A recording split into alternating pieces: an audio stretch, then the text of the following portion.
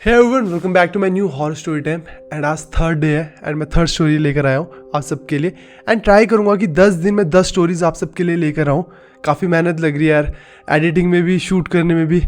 तो आप लोग भी थोड़ा सा मेरा मोटिवेशन हाई करना, चैनल को सब्सक्राइब करना। टारगेट रखा है इस चैलेंज के दौरान हम 30 के सब्सक्राइबर्स टच कर लें, काफ़ी अच्छा लगेगा। तो मैं ऐसे ऐसे चैलेंजेस आप लोगों के लिए लाता रहूँगा, नवी नवी स्टोरीज भी लाता रहूँगा।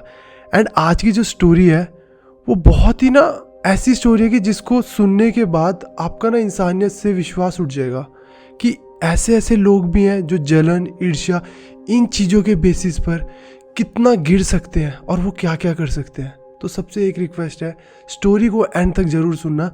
एंड अगर आप लोगों के पास भी कोई भी आपके अपने पर्सनल हॉरर एक्सपीरियंसेस हैं तो आप मेरे को यहाँ मेरे इंस्टाग्राम पर ज़रूर फॉलो करो और अपनी अपनी स्टोरी शेयर करो। मैं उन्हें रीड करूँगा एंड ट्राई करूँगा कि आप लोगों के साथ शेयर कर सकूँ। तो विदाउट टाइम वेस्ट करें हम आज का हॉरर किस्सा शुरू करते हैं। आज का जो हॉरर किस्सा है हमारे साथ नितिन ने शेयर करा है। नितिन हिमाचल में चंबा में रहता है एंड चंबा में वो एक छोटे से गाँव से बिलोंग करता है। जो वो गाँव है वो मेन शहर से काफ़ी दूरी पर है। एंड जो गांव है वो बहुत बड़ा गांव नहीं है, बहुत छोटा गांव है। पर हाँ, वहाँ जो ज़मीनें हैं उनकी कीमतें बहुत ज़्यादा है, क्योंकि रिसेंटली गवर्नमेंट ने एक प्रोजेक्ट को अप्रूव करा था और वो वहाँ से सड़क को भेज रहे थे उनके गांव के वहाँ से। तो काफ़ी लोगों की ज़मीनें उस सड़क के बीच में आ रही थी। तो गवर्नमेंट उनकी ज़मीनें लेकर उनको अच्छा खासा कॉम्पनसेशन दे रही थी। तो लोगों में वहाँ के वैसी ज़मीन को लेकर काफ़ी मनमुटाव था। एंड अब चंबा के उस गाँव में एक फैमिली रहती थी, जिस फैमिली में 3 लोग थे। गीतिका जो कि 12 साल की बच्ची है एंड उसके मम्मी पापा। एंड बगल में गीतिका के ताऊजी रहते थे। ताऊजी, उनकी वाइफ और उनका भी एक बच्चा था। एंड अब मैं पहले गीतिका के ताऊजी के बारे में आप लोगों को बता देता हूँ। जो गीतिका के ताऊजी थे उनके पास काफ़ी सारी ज़मीन थी वहाँ गाँव में, बट उनको नशे की, उनको जुए की इतनी आदत थी, वो काम वगैरह कुछ भी नहीं करते थे। तो उस वजह से उन्होंने अपनी आधी ज़मीनें बेच दी, आधी ज़मीनें वो जुए में हार गए और उनकी हालत इतनी ख़राब होगी कि अब वो वहाँ पर मतलब खाने वगैरह के लिए भी काफ़ी ज़्यादा उनको संघर्ष करना पड़ता था। अब यही आदतें उनके बच्चे में भी थी, गीतिका की ताऊजी के बच्चे में। वो भी नशों में पड़ गया था छोटी सी उम्र में। एंड हिमाचल एक ऐसी जगह है वहाँ पर नशे का सामान इजीली मिल जाता है, बहुत इजीली मिल जाता है। एंड वो बच्चा छोटी सी उम्र में नशों में पड़ गया था अपने पापा की तरह। एंड कुल मिलाकर गीतिका के ताऊजी की जो फैमिली की हालत थी वो काफ़ी ख़राब थी। अब दूसरी तरफ गीतिका की फैमिली थी। गीतिका की फैमिली में गीतिका 12 साल की बच्ची है, स्कूल वगैरह जाती है, अच्छा हंसता खेलता अपना परिवार है उनका। उनके पास काफ़ी ज़मीन है, अच्छे से खेती बाड़ी कर रहे हैं, काम भी करते हैं, उनकी इज्जत भी है गांव में और उनके पास पैसा भी बहुत है। एंड गीतिका के जो पापा थे वो हमेशा गीतिका के जो ताऊजी थे उनकी हेल्प करते थे हमेशा। और ऐसे भी नहीं कि किसी स्वार्थ से हेल्प करते थे। उनका भाई था, वो दिल के अच्छे थे, काइंड पर्सन थे, तो वो हमेशा हेल्प करते थे। चाहे खाने से हो, चाहे काम से हो, चाहे ज़मीन से हो, चाहे पैसों में हो, हर चीज़ में मदद करते थे। पर गीतिका के जो मम्मी थे वो थोड़े से टॉन्ट मारने वालों में से थे कि अगर किसी की हेल्प करी है तो वो जताते थे कि हाँ हमने तुम्हारी हेल्प करी है इसलिए तुम ये चीज़ कर पा रहे हो। या किसी को ताना मार देना, ताऊजी की वाइफ को ताना मार देना कि हाँ तुम्हें तो जो भी पैसे मिले हमने दिए हैं, तुम जो ये खाना खा रहे हो हमारी वजह से खा रहे हो। तो वो काफ़ी टॉन्ट वगैरह मारते थे। तो ऐसे ही ना काफ़ी समय बीतता गया। अब जो ताऊजी वगैरह थे ना वो ना काफ़ी ज़्यादा ह्यूमिलिएशन फील करने लगे कि हमारी फैमिली इतनी ज़्यादा बेकार निकली और इनकी फैमिली इतनी ज़्यादा अच्छी निकली, और ये जब हमारी मदद कर रहे हैं तो भी ना ये ह्यूमिलिएशन फील करते थे ताऊजी। और तो इनों के घर में क्या हुआ, इनका जो छोटा बच्चा था वो ना काफ़ी बीमार पड़ा, 2-3 दिन बीमार पड़ा एंड सडनली उसकी डेथ हो जाती है। अब कॉज ऑफ डेथ भी पता नहीं लगा कि क्या था, कुछ भी नहीं पता लगा। बट नेक्स्ट डे उसको जलाया और उसकी 13वीं का इंतज़ार करने लगे। वो सारे के सारे अपने रिचुअल्स पूरे करने लगे। अब जिस दिन उनके ताऊजी के बच्चे को जलाया था, रात को जब गीतिका की फैमिली सोई हुई थी, किसी को नहीं पता गीतिका कब उठी और चलेगी कहीं बाहर। सब ने उसको ढूंढा, कहाँ गई, किसी को नहीं मिली। सुबह सब डर गए, 12 साल की बच्ची है कि कहाँ गई, कहाँ होगी, कुछ नहीं पता। इधर उधर ढूंढने में पता लगता है शमशान घाट में जहाँ ताऊजी के लड़के को जलाया हुआ था, उसके वहीं पर बैठ के जो राख वगैरह थी उसको अपने शरीर वगैरह में लगा कर बैठी हुई थी गीतिका। अब जब उनको पता लगा उसके पापा वगैरह को गीतिका के, वो लेकर आए। वो डर गए कि बच्ची रात को कहाँ चलेगी और शमशान घाट में बैठी हुई है जहाँ पर उसके भाई को जलाया हुआ है और राख वगैरह लगा के बैठी है। तो वैसे डर जाते हैं, भूत प्रेत आत्मा कौन ले गया कैसे ले गया, तो उनके मन में बहुत सारे डर आ गए। बट उन्होंने किसी को भी नहीं बताया, ये बात छुपा ली। और वैसे उनके भाई थे, उनका बच्चा की डेथ हो गई थी, तो वो सब वहीं बिजी थे सारे के सारे, तो उन्होंने ये बात किसी को भी नहीं बताई एंड अपने तक रखी ये बात। एक दिन बीत गया। अब गीतिका की जो हरकतें थी ना उसमें बहुत ही ज़्यादा चेंजेस आ गए। वो अपनी मम्मी को देखकर ना हमेशा वियर्ड सी स्माइल में हंसती थी और ना घूरती थी 1-2 घंटे। अब ये हरकतें चल रही है। नेक्स्ट डे इनके घर में ना ऐसी गांव वगैरह में जंगली इलाका होता है, तो चूहे वगैरह बहुत आते हैं, तो ना चूहे पकड़ने वाला एक डब्बा टाइप में होता है, उसको रखा होता है। तो ना इनके घर में भी रखा हुआ था, उसके अंदर एक चूहा फंसा हुआ होता है।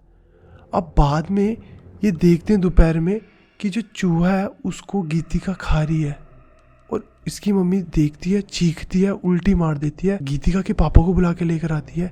ये इतना डर जाते हैं कि उसी टाइम गीतिका को पकड़ते हैं और ले जाते हैं किसी ब्राह्मण वगैरह के पास कि दिखाएंगे कि हमारी बच्ची को क्या हुआ, कि ये एबनॉर्मल चीज़ है कि हमारी बच्ची शमशान घाट में मिली, अपने पर कुछ लगाया हुआ और रात को गई कैसे। उन्होंने बताया कि चूहा खा रही थी जिंदा, और वो भी एक क्रीपी सी स्माइल देकर हमारी तरफ। तो उन्होंने पंडित को दिखाया, तो उन्होंने देखा, उन्होंने जो नज़र वगैरह उतारते हैं, थोड़ा सा पूजा वगैरह बांधी, थोड़ी सी पूजा वगैरह करी, उनके हाथ में धागा वगैरह बांधा और बोला कि किसी चीज़ का सदमा लगा होगा, ठीक है बच्ची अब ठीक है, अब कुछ नहीं होगा, और भेज दिया घर। अब उनके घर वो वापस आ गए। गीतिका की ना तबीयत ख़राब होने लगी, उसने एक्टिविटीज़ बंद कर दी बट उसकी तबीयत ख़राब होने लगी, काफ़ी ज़्यादा ना उसको वीकनेस आने लगी, आंखों के नीचे काला काला पड़ने लग गया, रोती थी रात रात को। एंड ना एक दिन क्या हुआ, 4-5 दिन जब बीत गए, वो देखते हैं गीतिका के पापा और गीतिका की मम्मी सोए हुए हैं, गीतिका को अपने साथ सुलाते थे। वो देखते हैं कि गीतिका ना रात को उठी हुई है और बेड के एक कॉर्नर पर बैठकर किसी से बात कर रही है और सवाल कर रही है कि मरने के बाद क्या होता है। गीतिका के पापा एकदम से उठते हैं, उसको बोलते हैं कि क्या कर रही है और किससे बात कर रही है, कोई भी नहीं है यहाँ पर तो। और वो थोड़ा सा डरते हैं, उसको अपने गले से लगाकर सो जाते हैं कि हमारी बच्ची को क्या हो गया, ये क्या चीज़ें हो रही हैं। डॉक्टर्स को दिखाया कि बहुत ज़्यादा तबीयत ख़राब हो रही है, वॉमिटिंग हो रही है बहुत ज़्यादा, पर कोई भी उसका इलाज ही नहीं हुआ, दवाइयों का कोई असर नहीं हुआ। 8-9-10 दिन बीत गए, ऐसे 11-12 दिन बीत गए, कुछ फ़र्क नहीं हुआ। वो चीखने लगी, अपनी मम्मी को घंटों घंटों घूरती रहती थी और बस अजीब सी वियर्ड सी स्माइल से देखना।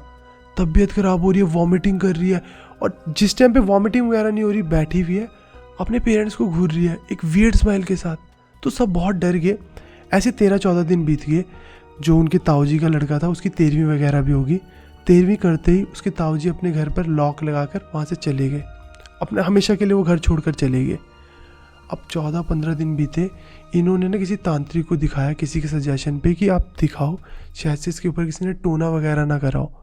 अब जब तांत्रिक वगैरह को दिखाया, तांत्रिक ने देखते ही बोला कि आपकी बच्ची के ऊपर किसी ने ब्लैक मैजिक करा है, एंड ये ऐसा वैसा ब्लैक मैजिक नहीं है, आपकी बच्ची मरेगी, आप किसी भी कीमत में अपनी बच्ची को नहीं बचा सकते हो, इसके ऊपर ब्लैक मैजिक करा गया है। तो वो बोलते हैं कि आप तोड़ो, जितना पैसा लगेगा हम लगाएंगे, जो पूजा करनी है हम करेंगे, जो करना है हम करेंगे। तो तांत्रिक बताता है जिसने भी इसके ऊपर ब्लैक मैजिक करा है उसने सेक्रीफाइस करा है किसी की जान का, और उस जान के बदले इसकी जान मांगी है।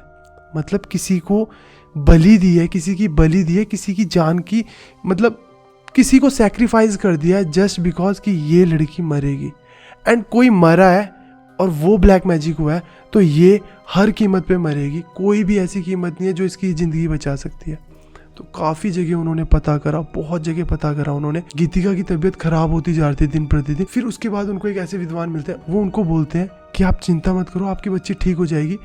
पहले तो वो ये बताते हैं कि जिन्होंने इस पर ब्लैक मैजिक करा है वो आपके घर के बगल वाला ही घर है, आप जाओ उस घर में चेक करो, इसके ऊपर ब्लैक मैजिक वहीं हुआ है, पहले तो वो चीज़ को डिस्ट्रॉय करो। अब ये देखते हैं कि हमारे घर के आसपास कोई घर नहीं है, सिर्फ एक घर को छोड़ के, वो भी ताऊ जी का घर, जो उनके भाई का घर था। अब ये देखते हैं कि भाई तो निकल चुका है, वो तो यहाँ ज़मीन छोड़कर जा चुका है, ताला लगा हुआ है घर पे। वो ताला वगैरह तोड़ते अंदर जाते हैं, देखते हैं सिंदूर, हड्डी, नींबू, मिर्च और ना गीतिका की बड़ी सी फोटो रखी हुई है और उसके ऊपर हार चढ़ाया हुआ है। ये सब डर जाते हैं, वो चीज़ें हटाते हैं, बाहर फेंकते हैं, सब कुछ ठीक करते हैं। और फिर उसी तांत्रिक के पास जाते हैं, ब्राह्मण के पास। वो ब्राह्मण बताता है कि आपकी बच्ची ये ज़िंदगी तो ख़त्म होगी ही होगी, वो कभी बच नहीं सकती, क्योंकि जिसने भी ब्लैक मैजिक करा है, किसी की जान दी है, तो वो ब्लैक मैजिक टूटेगा नहीं, इसकी इस ज़िंदगी को ख़त्म होना होगा। और 12 साल की थी गीतिका। तो उन्होंने आखिरी में एक उपाय दिया कि आप इसकी शादी करा दो। शादी कराने से क्या होगा, ये अपने गोत्र का दान कर देगी, यानी ये जो ये ज़िंदगी है इसका दान कर देगी, इसका त्याग कर देगी, और इसकी एक नवी ज़िंदगी शुरू होगी। अब जब इसकी पिछली ज़िंदगी बचेगी नहीं, तो इसके ऊपर वो ब्लैक मैजिक भी नहीं बचेगा, क्योंकि अपनी नई ज़िंदगी में एंटर कर देगी। तो इसके पेरेंट्स ने 12 साल की उम्र में गीतिका की शादी करा दी। जैसे तैसे लड़का ढूंढा। पहले तो उनको बहुत सारी दिक्कतें आई, क्योंकि सबको पता लगा कि ऐसी ऐसी प्रॉब्लम चल रही है गीतिका के साथ, तो कोई भी शादी के लिए माना ही नहीं। उसके बाद कि इतनी छोटी उम्र में कौन मानेगा कि एक बच्ची से शादी करने के लिए। बट जैसे तैसे उन्होंने अपने पैसे दिए, खेत की ज़मीन वगैरह दी, और किसी को कन्विंस करा, और कोई मान गया, और उन्होंने शादी करवाई। और शादी करवाने के बाद वो टोटका उनका टूट गया, जो भी उसके ऊपर ब्लैक मैजिक हुआ था वो टूट गया, जस्ट बिकॉज क्योंकि उसने अपनी एक ज़िंदगी फिनिश कर दी और दूसरी ज़िंदगी में एंटर कर गई थी। लड़की के साथ ऐसा ही होता है, शादी से पहले एक ज़िंदगी होती है, दान के बाद वो दूसरी ज़िंदगी में एंटर करती है। तो वो ब्लैक मैजिक वहीं पर एंड हो गया जब उसकी वो ज़िंदगी का एंड हुआ, और वो गीतिका की सारी तबीयत वगैरह सब ठीक होने लगी। एंड आज भी गीतिका के जो पेरेंट्स हैं, जो ब्राह्मण है, जो वो थे पंडित जी, उनके पास आकर उनकी पूरी सेवा करते हैं, पूरा आसपास उनके मतलब हर चीज़ का ध्यान रखते हैं कि आपने हमारी बच्ची को बचाया, कि आपके सिर्फ एक सजेशन की वजह से आज सब ठीक हो गया हमारे घर पे, क्योंकि इतनी जगह इन्होंने दिखा दिया था और कुछ भी नहीं हुआ। और ये सब करा किसने? उनके भाई ने। और उनके भाई की इतनी हेल्प करते थे गीतिका के फादर, कि उनकी ज़मीन को लेकर, पैसों को लेकर, खाने को लेकर हर चीज़ में मदद करी थी।